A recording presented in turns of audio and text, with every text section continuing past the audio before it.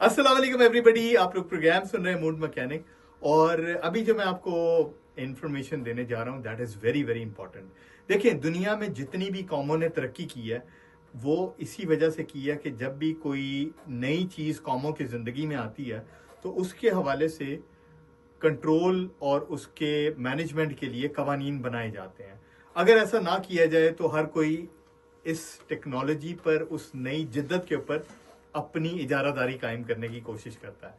अभी टेक्नोलॉजी इतनी तेजी से तब्दील हो रही है कि अगर हम इसके ऊपर मुकम्मल तरीके से कानून साजी ना करें तो हर शख्स इसका मिसयूज करने का सोच सकता है।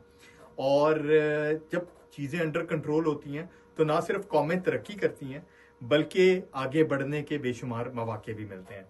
अभी मैं आपको बताने जा रहा हूं डिजिटल नेशन पाकिस्तान बिल, जो कि पार्लियामेंट में पेश किया गया हाल ही में।